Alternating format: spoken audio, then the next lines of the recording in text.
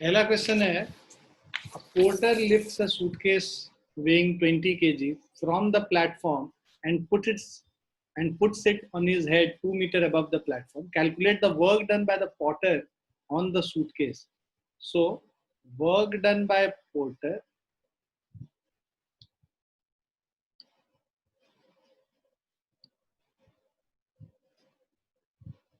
is equal to, देखो wait जितना mg है, मान लो सूटकेस है, उस सूटकेस को जब उठाएगा पोर्टर तो इसका वेट mg है, उसको फोर्स कितना लगाना पड़ेगा, mg के बराबर ही लगाना पड़ेगा, उसको धीमे से उठा के रखना बिना एक्सेलरेट किए। तो फोर्स इनटू डिस्प्लेसमेंट, इसको नीचे से उठा के ये अपने सर के ऊपर रखता है, तो मान लो टोटल हाइट h है, his head 2 metre above the platform, तो टोटल हाइट h है, तो ये mgh इस पे फोर्स लगा के mg force into h height तक ले जाएगा, तो वर्क डन उसका निकल जाएगा।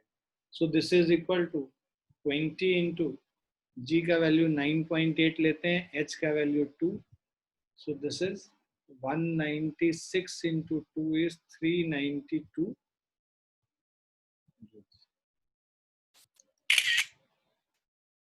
क्लियर है? यही आपसे अगर वर्क डन बाय ग्रेविटी पूछता,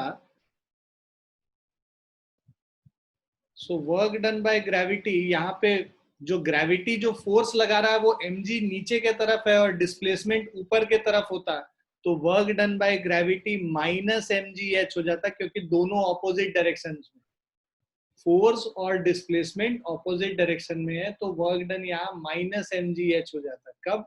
जब हम ग्रेविटी के वजह से वर्क डन निकालने बोल रहे थे। यहाँ पे क्या बोल रहे हैं, work done bye porter, porter का जो वर्क डन है वो जो फोर्स लगा रहा है और डिस्प्लेसमेंट जिस डायरेक्शन में हो रहा है दोनों सेम डायरेक्शन में हो रहा है, इसीलिए पॉजिटिव लेंगे यहाँ, और फोर्स कितना लगा रहा है, उतना ही जितना की वेट है उस सूटकेस। क्लियर है बच्चों? Yes yes sir. अब आ जाते हैं दूसरे क्वेश्चन पे। So elevator weighing 500 kg is to be lifted up at a constant velocity of 0.2 meter per second. What would be the minimum horsepower of the motor to be used? तो हमें पता है कि भाई power is equal to force into velocity होता है, power is equal to F into V. Force कितना लगाना पड़ेगा एलिवेटर को, उसके वेट के, एलिवेटर के वेट के बराबर फोर्स लगाना पड़ेगा, मतलब mg जो फोर्स है that is mg into V हो जाएगा। mg यहाँ 500 kg मास है, g है हमारा 9.8 और वेलोसिटी है 0.2। सो इन सब को सॉल्व करेंगे, सो वी हैव 500 इंटू 0.2 10 हो गया, तो मतलब 980 सॉरी 50 इंटू 200 इंटू 9.8 980 वॉट्स हो गया, ये हमारा पावर हो गया। अब कह रहा है what would be the minimum horse power of the motor to be used. So minimum इसीलिए बोला है क्योंकि हम लोग अगर 100% एफिशिएंसी भी मानेंगे तब तो इतना रहना चाहिए, 100% एफिशिएंसी होता नहीं है ऐसे, बट मिनिमम हॉर्स पावर अगर हमें निकालना है तो इसी को हम लोग हॉर्स पावर में कन्वर्ट कर देंगे। मिनिमम हॉर्स पावर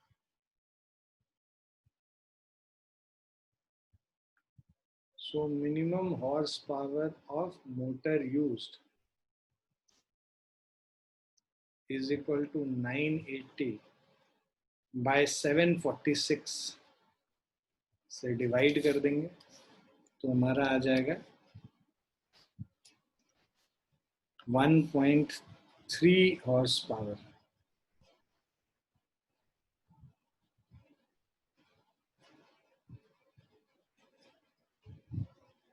क्लियर है बच्चों? Yes sir. तो यहाँ लिख लेना assuming 100% efficiency.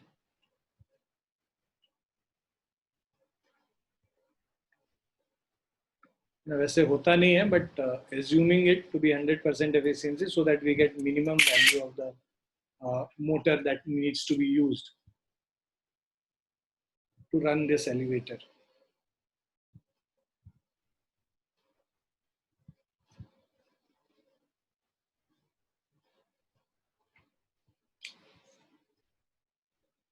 Clear? Yes.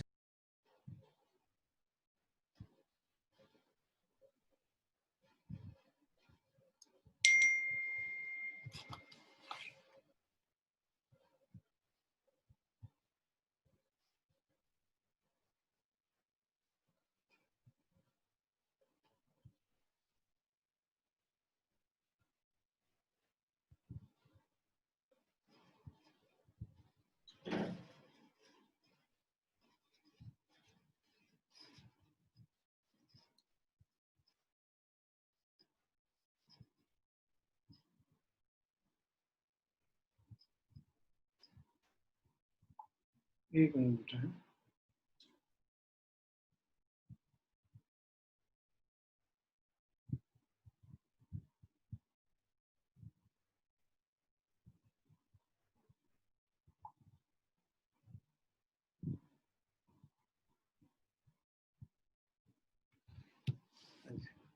So a block of mass, ये क्वेश्चन कह रहा है, a block of mass 2 kg is pulled up on a smooth incline of angle 30 degree with the horizontal.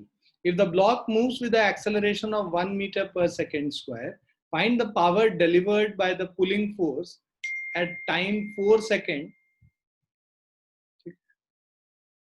ठीक है, at a time 4 second after the motion starts.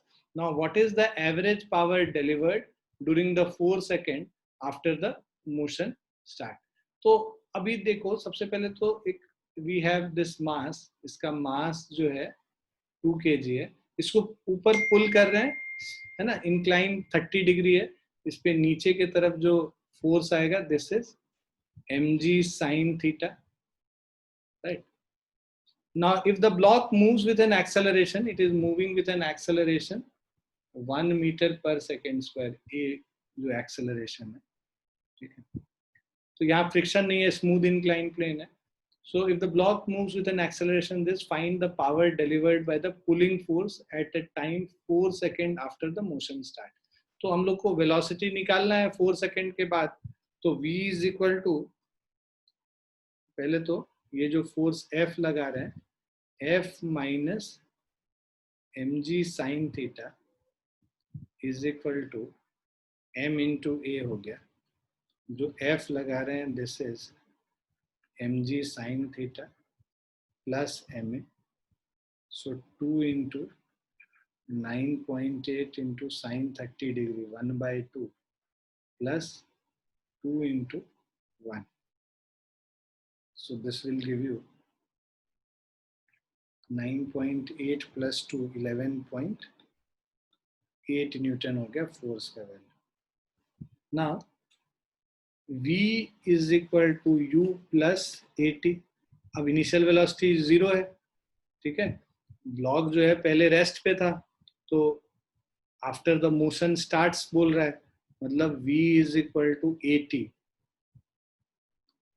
Now at t is equal to 4 second, velocity कितना हो जाएगा, 1 into 4 metre पर second.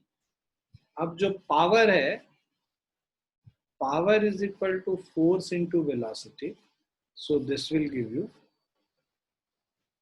Force है हमारा 11.8, velocity है 4, सो this is 47.2. ये पावर निकल गया. अब डिस्प्लेसमेंट आपको बोल रहा है,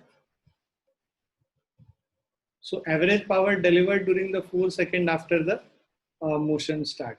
तो एवरेज पावर निकालना होगा, तो उसके लिए हम लोग क्या करेंगे, work done, total work done by time taken. तो वर्क डन निकालना है,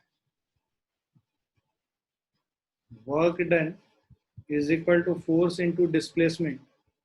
तो डिस्प्लेसमेंट पहले निकाल लो, F इंटू डी, फोर्स तो हमें पता है, डिस्प्लेसमेंट निकाल लेते हैं. Displacement is equal to x is equal to ut plus half at square, तो half at square, half into acceleration 1 into 4 into 4, 16 by 2, 8 metre हो गया. So work done is force into displacement 11.8 into 8 हो गया. This is 94.4 joules. तो ये work done निकल गया अब हमारा. अब P average is equal to total work done by total time taken. Total work done 94.4 हो गया और total time taken 4 seconds हो गया. So this divided by 4 कर देंगे 23.6 watts. तो देखो इंस्टेंटेनियस पावर ये है, एवरेज पावर ये है. So average power is total work done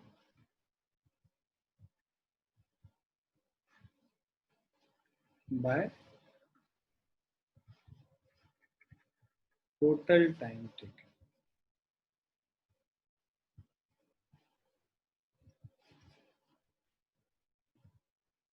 और ये इंस्टेंटेनियस पावर है.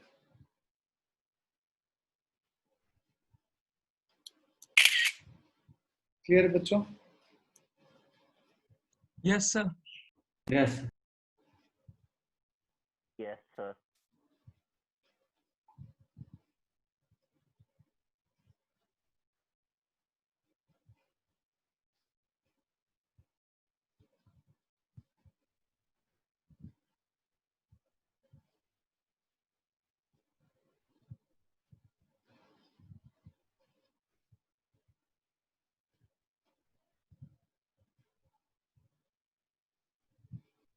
लिख लिया? Yes, Yes. sir.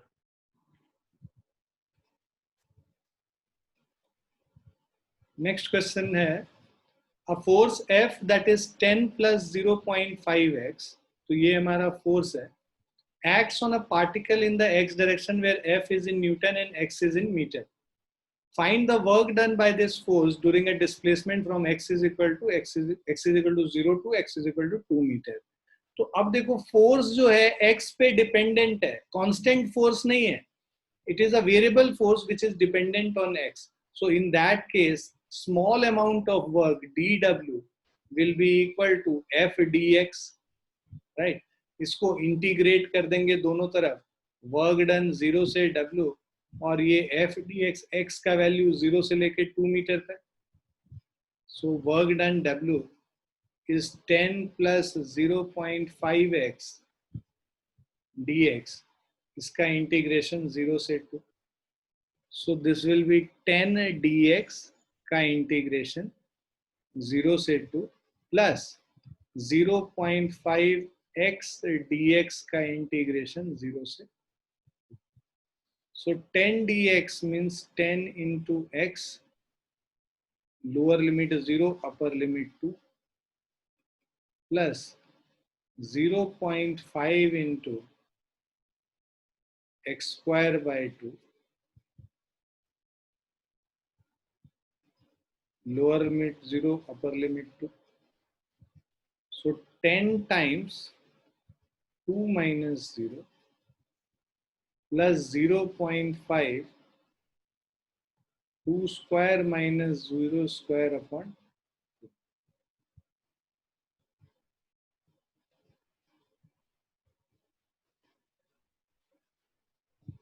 So work done W is equal to 10 into 2 हो गया 20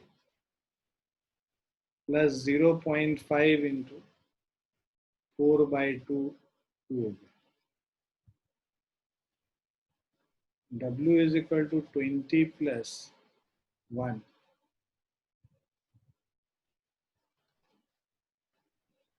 21.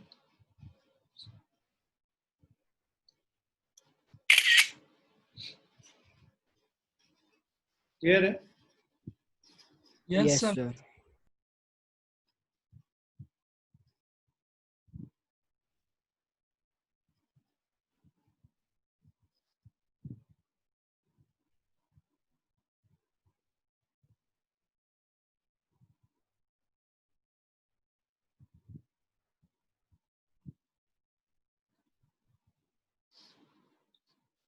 लिख लिया ना? हाँ sir. Yes sir. Next question है, a body dropped from a height reaches the ground with a speed of 1.2 root under gh. तो हमने एक ऑब्जेक्ट को ऊपर से छोड़ दिया, ठीक है, और ये किसी हाइट h से हम इसको छोड़ रहे हैं, ठीक है. So body drop from a height h reaches the ground with a speed, ये जो ग्राउंड पे पहुंचा उस समय इसका speed v is equal to 1.2 root under g h हो गया. इनिशियल वेलोसिटी 0 है इसका, ठीक है. Calculate the work done by air friction. तो पहले तो total work done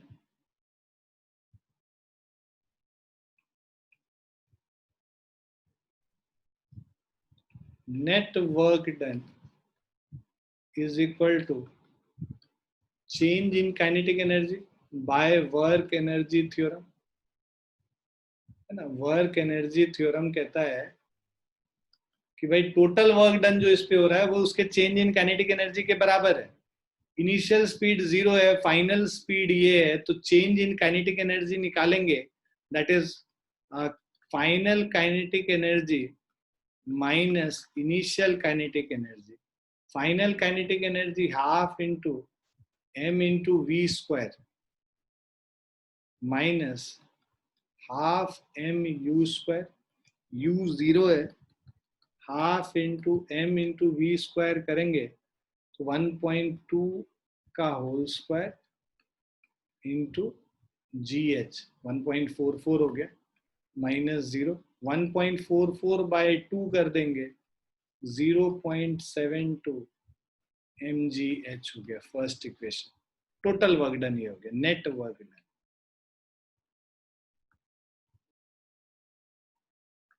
second part, अब वर्क डन बाय ग्रेविटी निकाल लेते हैं.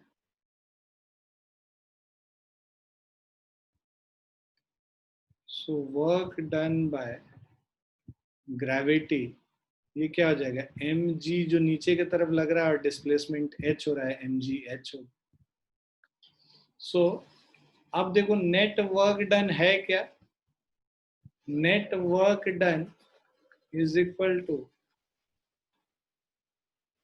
Work done by gravity plus दो ही फोर्स इस पे लग रहा है. जब ये नीचे आ रहा है, कोई ऑब्जेक्ट जब नीचे आ रहा है उस पे एक ग्रेविटी फोर्स लग रहा होगा नीचे के तरफ, और दूसरा जो वर्क जो वेट लग रहा होगा नीचे के तरफ, राइट, और ऊपर के तरफ इस पे एयर फ्रिक्शन लग रहा होगा. तो दो ही फोर्स लग रहा है, तो work done by gravity plus work done by air friction, इन दोनों को ऐड करेंगे तो नेट वर्क डन आ जाएगा. नेट वर्क डन हमने निकाल लिया है भाई 0.72 mgh है, is equal to work done by gravity हमें mgh पता है plus of work done by air friction. अब हम लोग इसको सॉल्व करेंगे तो work done by air friction is equal to 0.72 minus of 1 mgh. So this is minus 0.28 mgh.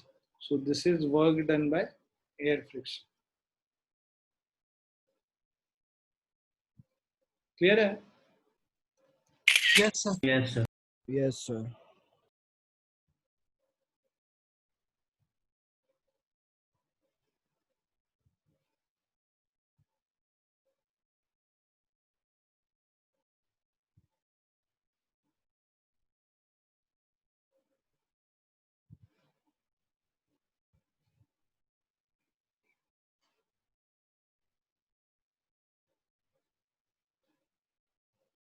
लिख लिया? Yes, sir.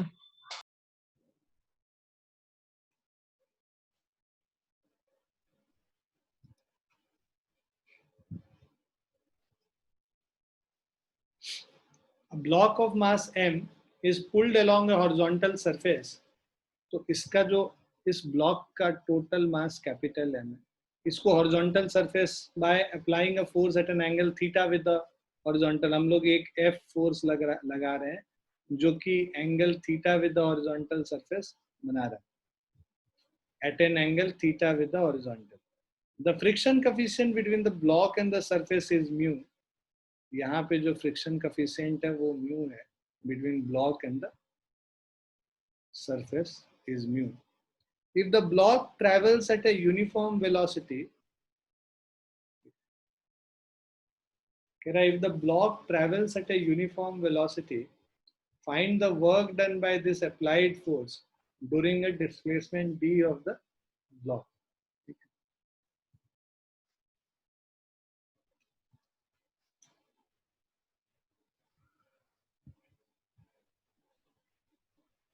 If the block travels at a uniform velocity, find the work done, right, by this applied force during a displacement d of the block. Displacement d हो रहा है.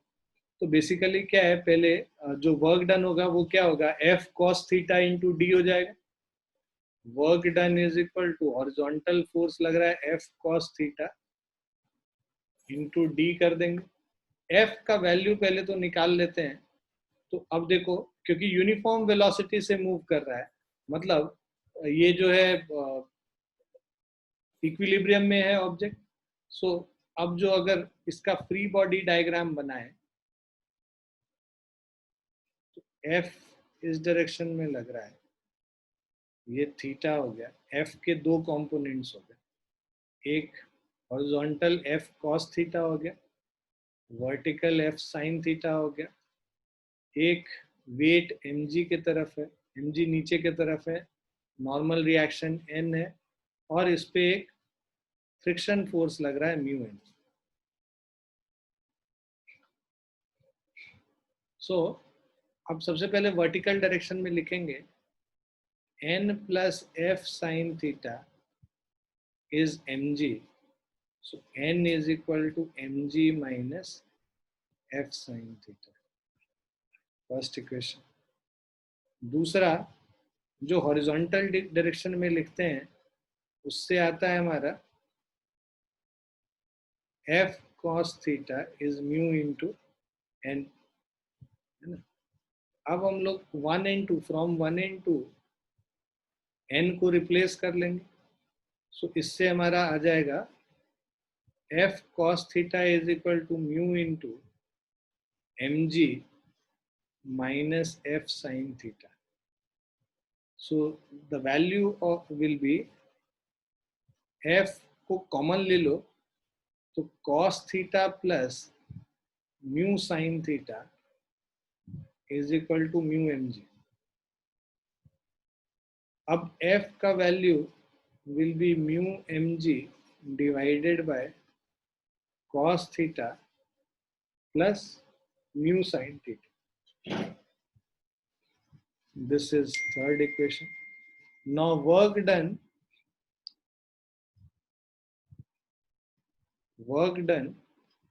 is equal to force into cos theta into displacement d. So this will give us W is equal to F cos theta. F is mu mg cos theta plus mu sin theta. F into cos theta into d. So ये हो गया mu mg cos theta d divided by cos theta plus mu sin theta. This is the value of work done.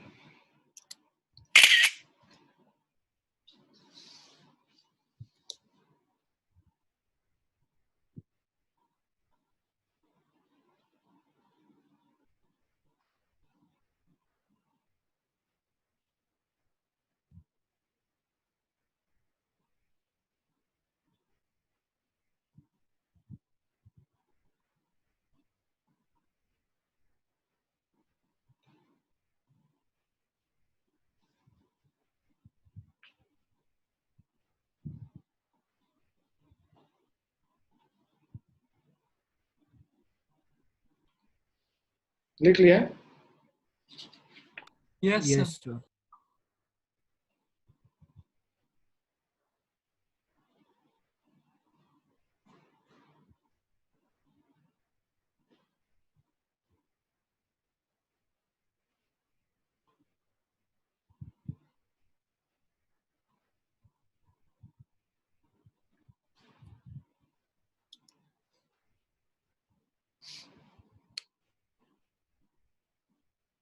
देखो इस question में क्या कह रहा है, 2 cylindrical vessels of equal cross sectional area A contain water up to a height of h1 and h2.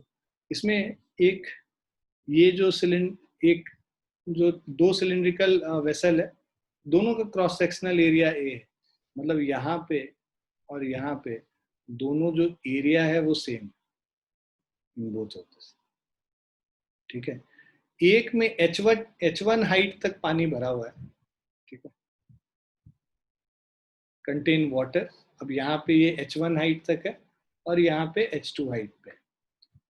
अब the vessels are interconnected so that the levels in them become equal. तो तुम इसको क्या करते हो, यहाँ पे कोई वॉल्व होगा उसको ओपन कर दिया, इंटरकनेक्ट कर दिया, तो अब क्या हो गया, दोनों का लेवल सेम हो जाएगा, है ना। प्रेशर बिकॉज दोनों साइड सेम होगा तो लेवल सेम हो जाएगा दोनों का। तो H1 इसका जो लेवल होगा वो क्या होगा, final level, that will be H1 plus H2/2, है ना, उसके मीन पे चला जाएगा। सो ये फाइनल लेवल जो है इक्वल वाला, that will be H1 plus H2/2। So after interconnection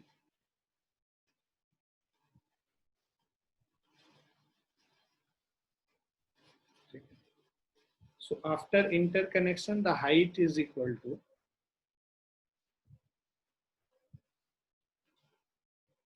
the final height is equal to H1 plus H2 upon।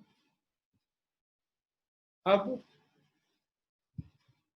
देखो ये जो लेफ्ट साइड में जो पानी है वो A से C ड्रॉप किया है और यहाँ पे B to D ऊपर गया है, ठीक है। इफेक्टिवली बेसिकली हुआ क्या है कि ये वाला जो वाटर का जो पोर्शन है ये यहाँ पे चला गया, है ना। This is what has happened. So mass of this volume of water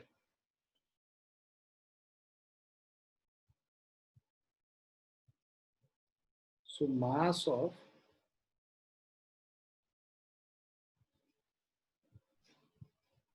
volume of water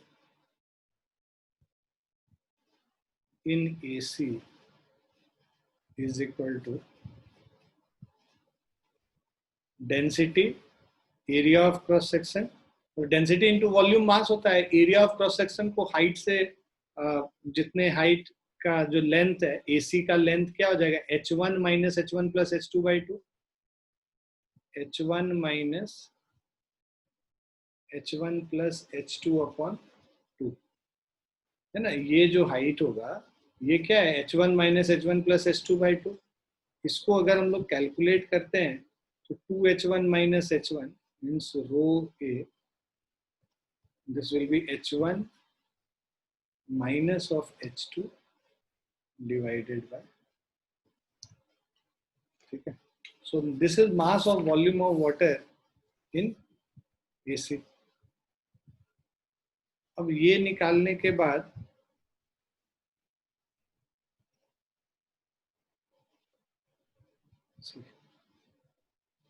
height descended by this water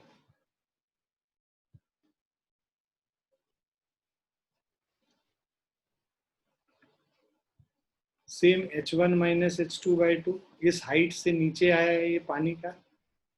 so work done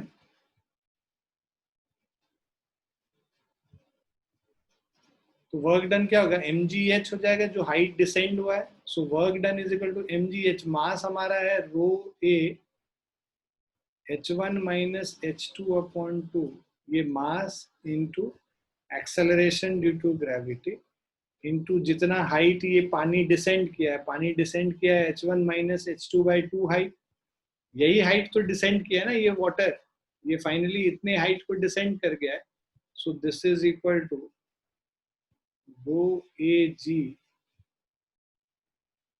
h1 minus h2/2 का whole square. So this is the work done by force of gravity.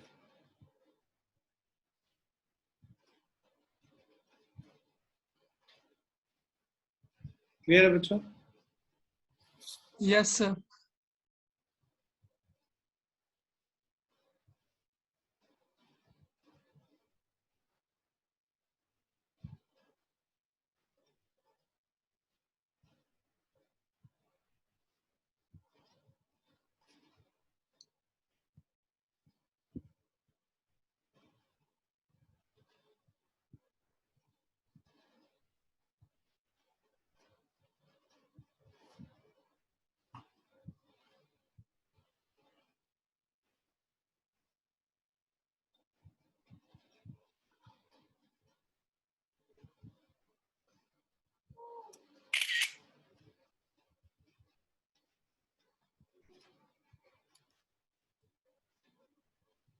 Now let's see this next question. ये question कह रहा है what minimum horizontal speed should be given to the bob of a simple pendulum of length L so that it describes a complete circle. तो ये देखिए, ये हम लोग वर्टिकल सर्कल वाला पोर्शन में भी किए थे. तो अभी आपसे पूछ रहा है कि इसको हम लोग कितना वेलोसिटी देंगे यहाँ पे कि this completes this circular motion.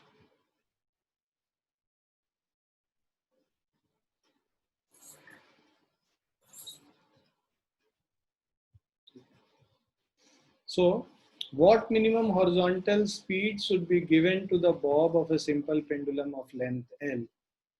So ये हमारा लेंथ L है,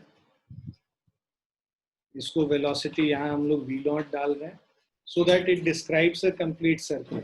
तो यहाँ पे जब टॉप मोस्ट पॉइंट पे पहुंचेगा, so at this topmost point इसका बेसिकली इस पे जो टेंशन होगा वो हम मिनिमम लेंगे, राइट?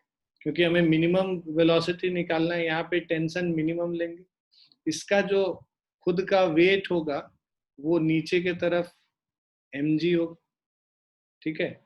और इसके अलावा एक सेंट्रीपिटल फोर्स हो रहा होगा जो mv²/r के बराबर होगा, राइट? सो अगर हम लोग को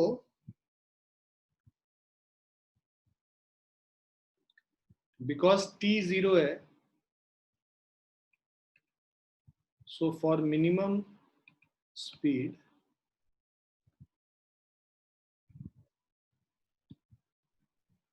t should be minimum at top, on top, so that means mg will only provide. t यहाँ पे 0 हो गया इस केस में, है ना? जस्ट उसको जब वर्टिकल सर्कल कंप्लीट करना है तो mg जो नीचे के तरफ फोर्स है, this is equal to mv²/r. तो r क्या है? l. तो ये m और m कैंसिल हो गया. v², यहाँ पे जो वेलोसिटी, ये हाईएस्ट पॉइंट पे जो वेलोसिटी v है, v² is equal to gl हो गया. So by conservation of energy,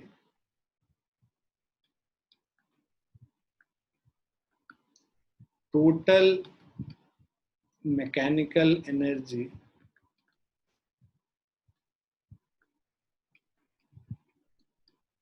at bottom should be equal to total mechanical energy at top. Total mechanical energy bottom पे क्या है? हाँ, यहाँ पे हम लोग जो है पोटेंशियल एनर्जी 0 मान लेते हैं इस पॉइंट, ठीक है? सो पोटेंशियल एनर्जी 0 मान लिया तो half m v0² plus 0 is equal to, सबसे टॉप पॉइंट पे जब जाएगा तो टोटल जो हाइट है ये कितने हाइट पे चला गया? 2l हाइट पे चला गया.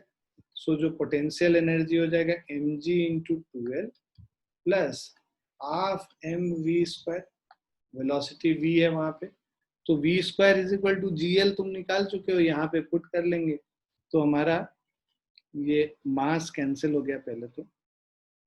सो ये हो जाएगा V not square is equal to 4GL, 2 और 2 यहां से कैंसिल करेंगे, इसमें 2 ऊपर नीचे मल्टीप्लाई कर लिया तो 4GL प्लस V स्क्वायर मतलब GL, this is equal to 5GL. तो V not square is 5GL, so V not is equal to root under 5GL के बराबर.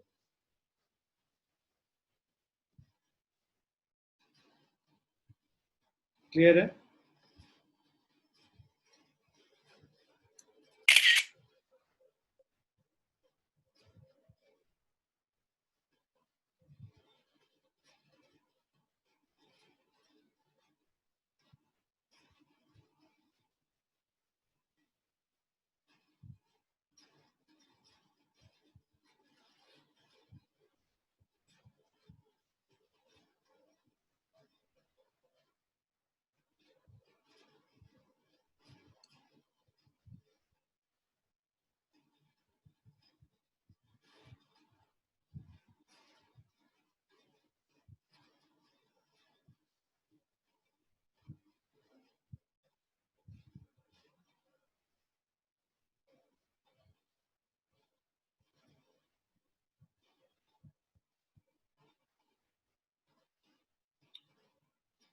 लिख लिया बच्चों? हाँ सर.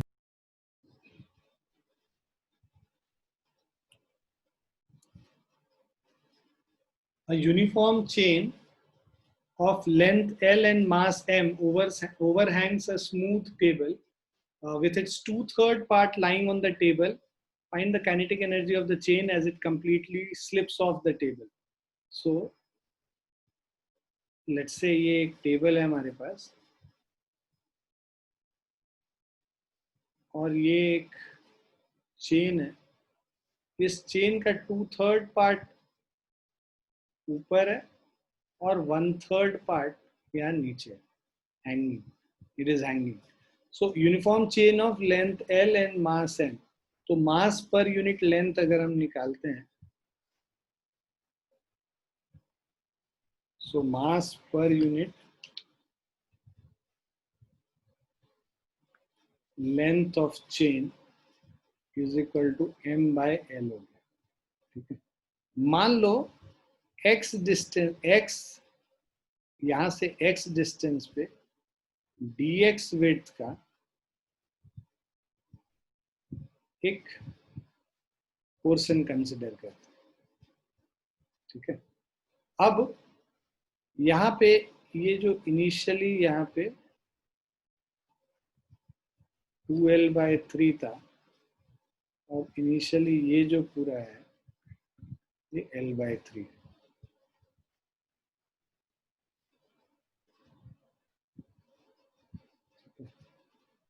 अब देखो जब ये पूरा नीचे चला जाएगा उस समय का जो पोटेंशियल एनर्जी और इनिशियल पोटेंशियल एनर्जी, इनका जो डिफरेंस होगा that will be change in potential energy. जो भी पोटेंशियल एनर्जी लूज करेगा वो काइनेटिक एनर्जी गेन करेगा.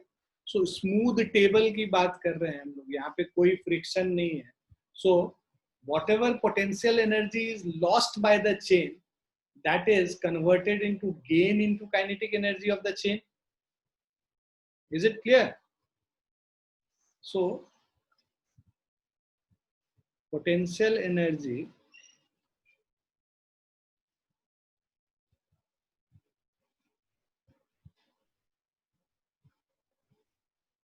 lost by the chain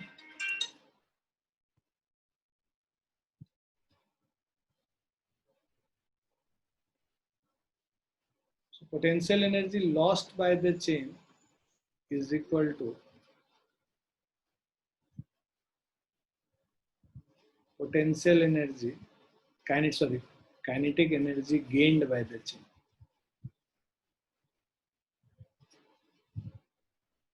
Kinetic energy gained by the chain. अब potential energy lost by the chain हम लोग को निकालना है. तो इनिशियली मान लो जो पोटेंशियल एनर्जी था that is because of this L/3 mass which is here. So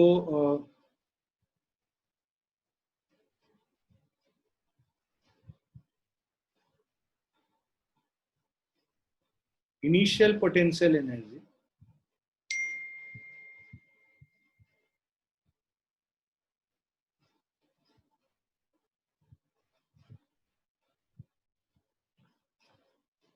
is equal to, जो स्मॉल dx वाले एलिमेंट का अगर हम लोग पोटेंशियल एनर्जी देखेंगे, सो du यहाँ पे कर सकते हो, the small potential energy du of this dx wave is mass by length m by l into dx. ये मास हो गया dm, ठीक है, dm is equal to m by l into dx, mass per unit length, उसको dx से multiply कर देंगे तो स्मॉल एलिमेंट का मास dm निकल जाएगा, into g into, है ना, और ये जो है यहाँ पर से देखो, इसको, इस वाले पोजीशन को हम मान लेते हैं पोटेंशियल एनर्जी जीरो वाला पॉइंट।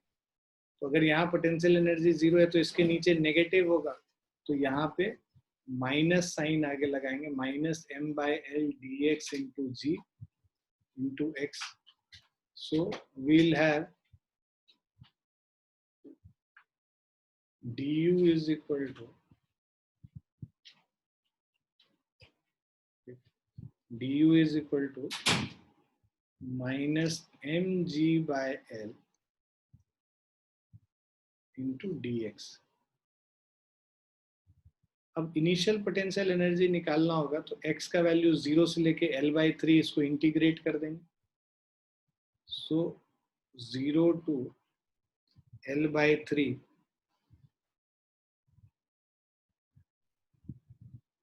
du निकाल लेंगे। सो दिस इज, इसको यहाँ सब्स्टिट्यूट कर देते, 0 से l/3 minus mg upon l into x dx। x dx का इंटीग्रेशन x²/2 होता है, minus mg by l x²/2, so minus mg by l। x क्या है हमारा l/3, l²/18 हो जाएगा, है ना, x²/2 है, l/3 का स्क्वायर l²/9 हो जाएगा, 9 इंटू 2 18 हो गया। अब ये हम लोग l और l कैंसिल कर लिए, सो this is minus mg/l upon 18। Clear? ये इनिशियल पोटेंशियल एनर्जी हो जाएगा। फाइनल पोटेंशियल एनर्जी निकालेंगे,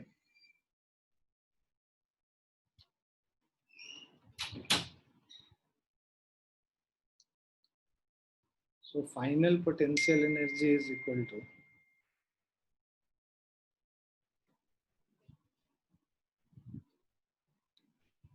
इसको तुम, ये जो हम लोग इंटीग्रेट करके किए हैं, तुम बिना इंटीग्रेशन के भी कर सकते थे। सेंटर ऑफ मास का कॉन्सेप्ट, बिकॉज हम लोग नहीं पढ़े इसीलिए यूज नहीं कर रहे।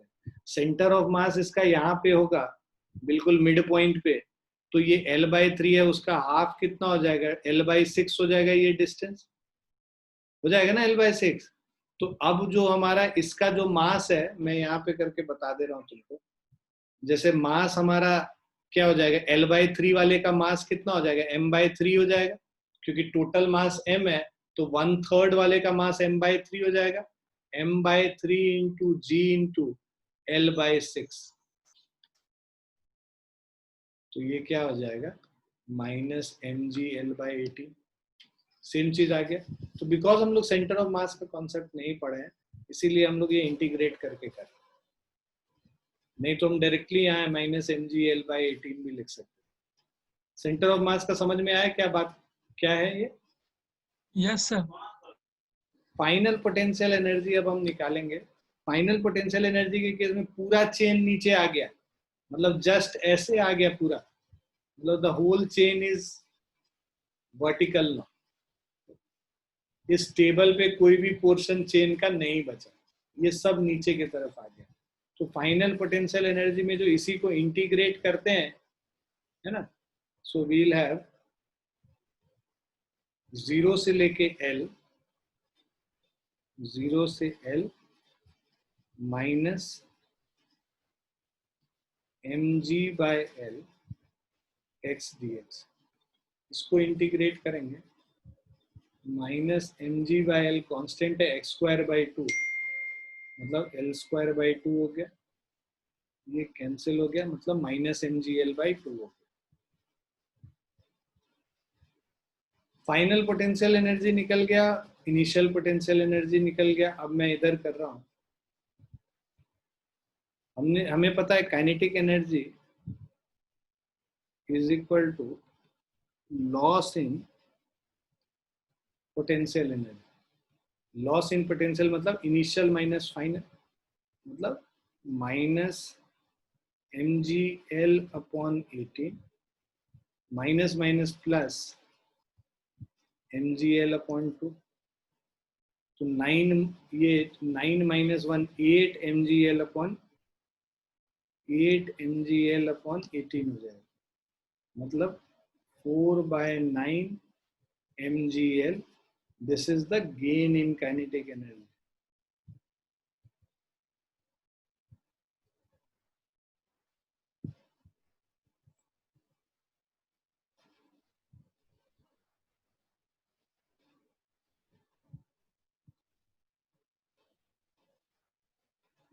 क्लियर बच्चा?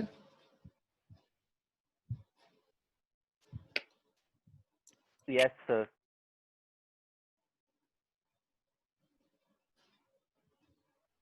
तो सेंटर ऑफ मास का कॉन्सेप्ट आने पे ये आसान हो जाएगा, इतना ज्यादा इंटीग्रेशन वगैरह नहीं करना पड़ेगा।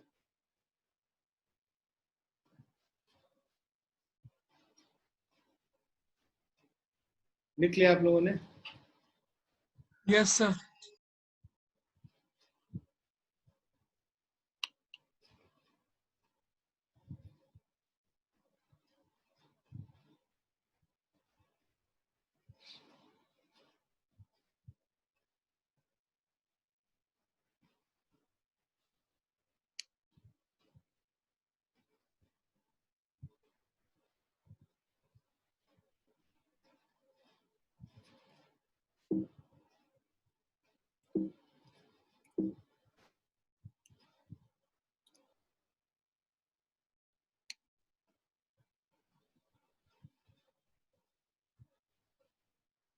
कह रहा है block of mass m is pushed against the spring of spring constant k। हमारे पास एक ब्लॉक ऑफ मास m है, इसको हमने स्प्रिंग के अगेंस्ट पुश कर दिया। स्प्रिंग कांस्टेंट k है, fixed at one end of a wall. The block can slide on a frictionless table as shown in figure. The natural length of the spring is L0 and it is compressed to half its natural length.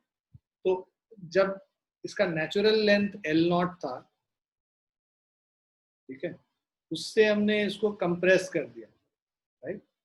सो पहले late से ये यहाँ पे था natural length पे, so this distance was L0, उसको L0 by half कर दिया, L0 by 2 कर दिया। Now, when the block is released, find the velocity of the block as a function of its distance x from the wall. तो हम लोग को इसका velocity as a function of x निकालना है। So देखो, जब स्प्रिंग नेचुरल लेंथ पे आ जाएगा, उसके बाद तो ये फिर कांस्टेंट स्पीड से ही मूव करेगा और कोई फोर्स लग नहीं रहा। बट जब ये when the spring is compressed, let's say by x, तो उस समय क्या है वो हम लोग देख सकते हैं। सो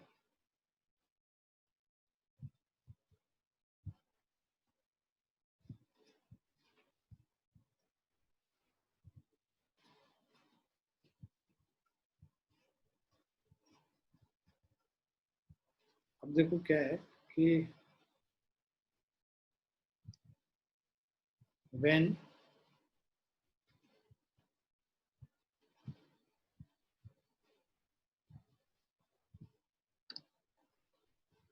the block is spring, when the block is at a distance x from wall, तो उस केस में जो कंप्रेशन है स्प्रिंग में एंड यहाँ पे क्या है, हम लोग एज्यूम कर रहे हैं कि x is less than l not, उसके नेचुरल लेंथ से कम। उस समय स्प्रिंग मतलब थोड़ा कंप्रेस्ड है, सो उस समय compression in spring will be equal to जो total length L naught, natural length L not minus X, ये हमारा कंप्रेशन है spring. So by principle of conservation of energy,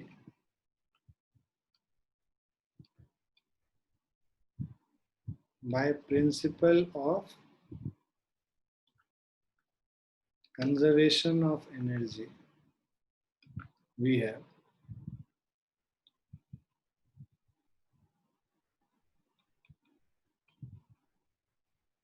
initial mechanical energy, total initial mechanical energy is equal to final mechanical energy। Initially क्या है, जब बस spring compressed है, speed तो है नहीं ब्लॉक में, उसको हम लोग स्टेशनरी नहीं रखे हुए बस स्प्रिंग को कंप्रेस करके। So this is half into k into compression कितना है, एल नॉट बाई 2 का whole square. So this is the initial compression in the spring. Final जो हमारा ये है mechanical energy, so final mechanical energy के समय, उस समय कुछ तो कंप्रेशन भी है, half k l not minus x का whole square, right, plus of इसका जो स्पीड है हाफ एम वी स्क्वायर। हम लोगों को v को as a function of x लिखना है, जहां पे x क्या है, एल नॉट से कम है। तो अब यहाँ पे आप देखोगे इसको half M V square,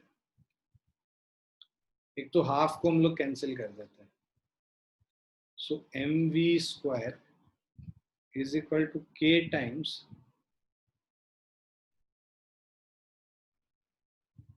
k को बाहर लिया, L not square by 4 minus L not minus x का whole square.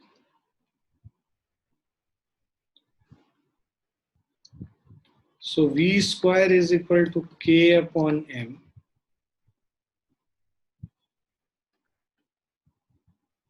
L not square by 4 L not minus x का होल स्क्वायर, ये हो गया। So v is equal to root under k by m,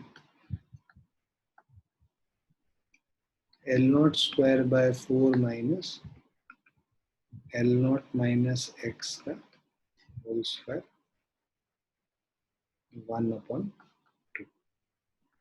अब देखो ये तो है जब x is less than l not, ठीक है, when x is less than l not, at x is equal to l not, जब वो नेचुरल लेंथ पे आ गया तो उस केस में क्या होगा, v is equal to root under k by m, so l not square by 4 minus L not, ठीक है, माइनस एक्स, तो एल नॉट स्क्वायर बाय 4 और x का वैल्यू एल नॉट हो गया तो ये तो 0 हो गया, तो ये l not by 2, so root under k by m into l not by 2।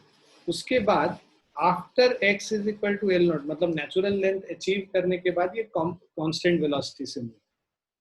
So till the natural length is achieved, it will move with this velocity, and when natural length is achieved, it will move with a constant velocity.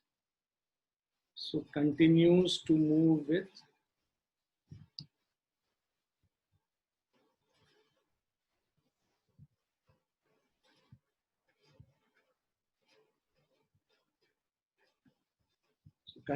to move with constant velocity.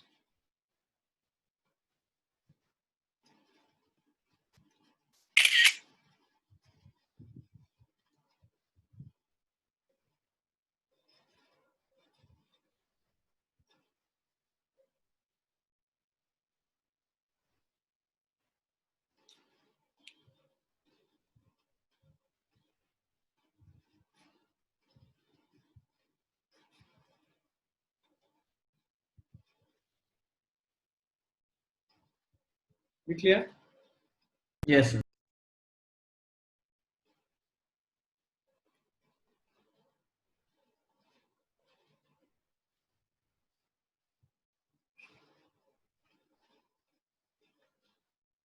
A particle is placed at the point A of a frictionless track. यहाँ पे एक object को हमने रख दिया. ABC as shown in the figure. It is pushed slightly towards right, then find its speed when it reaches the point B. Frictionless track है, जैसे ही push करोगे तो ये move करने लगेगा. Move करके ये path पे it will come to this point. Right? Now when it reaches point B, हमें इसका स्पीड निकालना है. मान लीजिए यहाँ पे जो आपने पुश किया इट इज पुश स्लाइटली, तो यहाँ इनिशियल स्पीड हम लोग बस 0 रखते हैं. u is equal to 0, v हमें निकालना है. सो बिकॉज फ्रिक्शनलेस सरफेस है, since no external force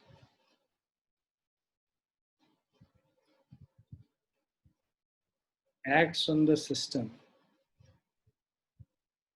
total mechanical energy is conserved.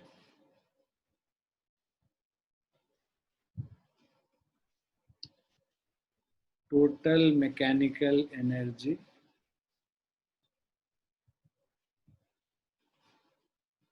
will remain conserved. So इससे हमारा आ जाएगा total mechanical energy at A is total mechanical energy at B. Total mechanical energy at A means mgh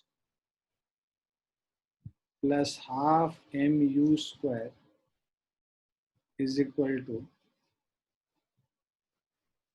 mgh2 half mv square. mgh1 means m into g into h1 है हमारा 1.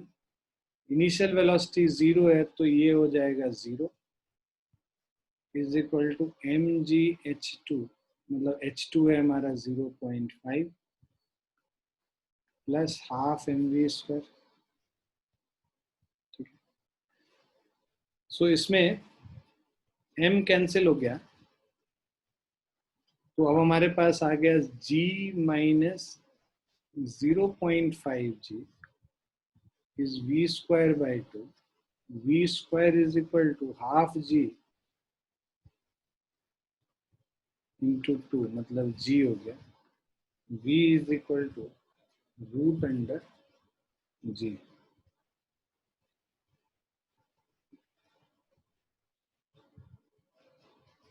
और v is equal to root under 10 meter per second.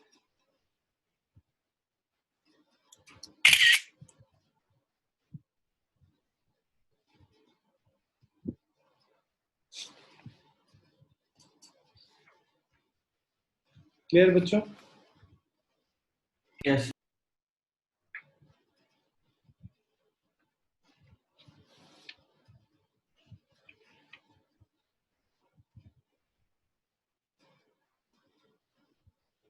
लिख लिया ना?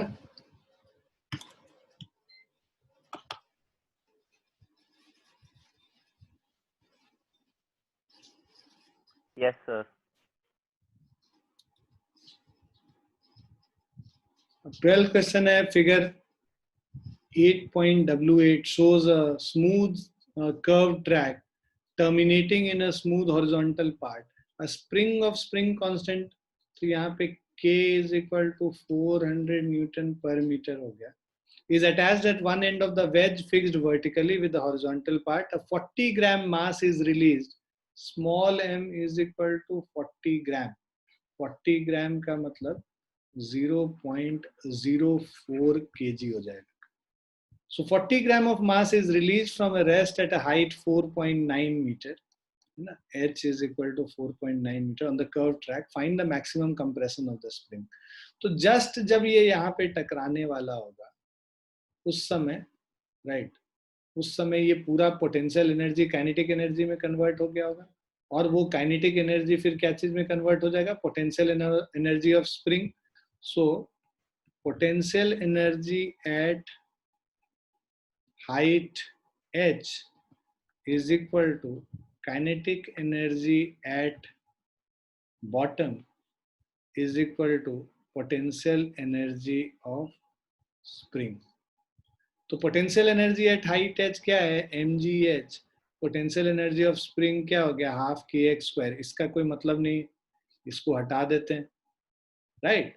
Y, because हम लोग को directly इससे और इससे ही निकल जाएगा. वाई टू राइट, मतलब हम लोग बीच में क्यों वेलोसिटी वगैरह निकाले, हमें तो निकालने बोला नहीं है.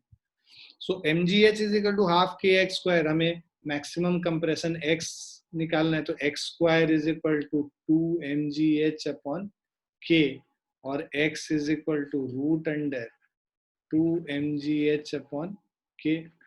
वैल्यूज पुट कर लो. सो 2 इंटू मास है हमारा 0.04, g हो गया 9.8, h हो गया 4.9, डिवाइडेड बाय k का वैल्यू है हमारा 400.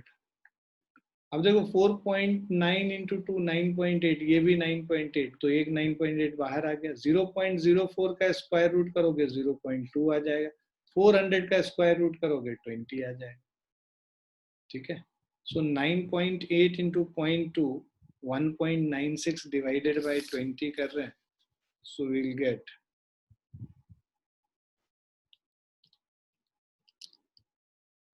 0.098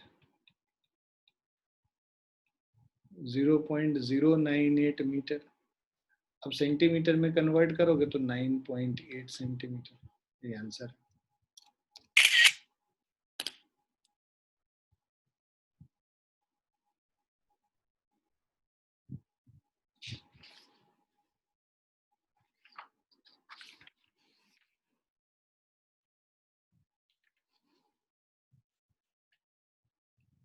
क्लियर है?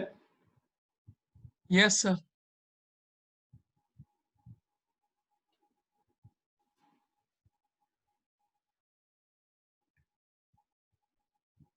लिख लिया आप लोगों ने?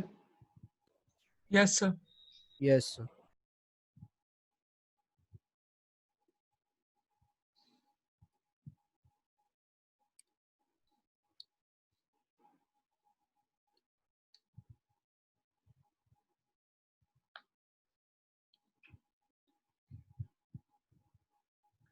यहाँ क्या कह रहा है, in this figure shows a loop, the loop track of radius r, a car without engine starts from a platform at a distance h from the top of the loop. तो ये देखो, ये जो है ना टॉप ऑफ द लूप से इसका जो हाइट है ये h हाइट पे है, उससे ऊपर. ठीक है. अब and goes around the loop without falling off the track. तो ये इधर से आएगा, ये मतलब it will go. अब ये यहाँ पे कोई भी फ्रिक्शन नहीं लेना है हम लोग. ये इधर से आके it will come here. ये पूरा ये जो सर्कुलर ट्रैक है इसको पूरा कवर करके इसको वापस आना है. सो ये ट्रैक को लाने के लिए, ये ट्रैक को कंप्लीट करने के लिए उसको क्या करना पड़ेगा कि जो यहाँ पे जो वेलोसिटी होगा, ये वेलोसिटी है ना, तो इस वेलोसिटी पे मतलब मिनिमम वेलोसिटी जो चाहिए हम लोगों को, वो हम लोग को पता है रूट अंडर GR चाहिए. डायरेक्टली या तो उसको यूज कर सकते हो या निकाल भी सकते हो. इस पॉइंट पे अगर मिनिमम वेलोसिटी चाहिए हम लोग को, तो नॉर्मल रिएक्शन 0 हो जाएगा, और इसका मतलब नॉर्मल रिएक्शन इधर है, इसका खुद का वेट भी होगा इसी डायरेक्शन में, right. So W plus N is equal to mv² by r, and this now since n is equal to 0 for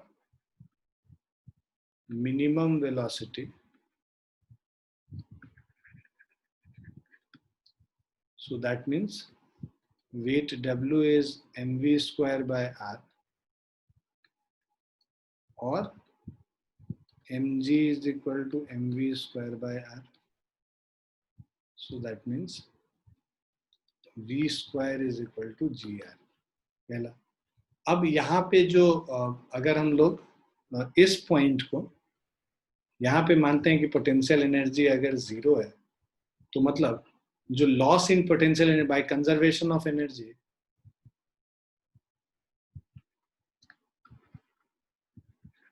जो पोटेंशियल एनर्जी पहले था वो कितना है mgh, वो क्या में कन्वर्ट हो जाएगा, काइनेटिक एनर्जी में कन्वर्ट हो जाएगा, हाफ mv² में कन्वर्ट हो जाएगा। यहाँ पे बस पोटेंशियल एनर्जी है, इनिशियल वेलोसिटी 0 है, नो काइनेटिक एनर्जी। यहाँ पे पोटेंशियल एनर्जी 0 है, बस काइनेटिक एनर्जी होगा। So final kinetic energy is half mv², initial potential energy is mgh। This potential energy gets converted into kinetic energy. m cancel हो गया तो 2gh is equal to v²। So minimum value of h हमें निकालना था, sorry, तो वो क्या हो जाएगा v² upon 2g। So this is the minimum value of h, right. अब ये v² का वैल्यू क्या है, gr है, इसमें सब्स्टिट्यूट कर लो। सो gr अपॉन 2g, सो g और g कैंसिल हो गया, ये क्या हो गया r/2। सो h को मिनिमम कितना रखना पड़ेगा, r/2 के बराबर h मिनिमम। क्लियर है? Yes, sir.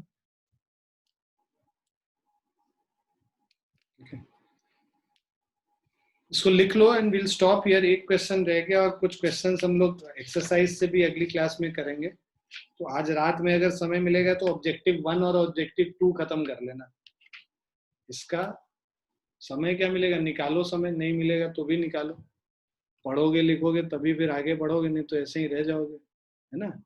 सो तुमको क्या करना है, ऑब्जेक्टिव 1 खत्म करना है और 2 खत्म करना है आज रात में, बिफोर टुमारो मॉर्निंग क्लास।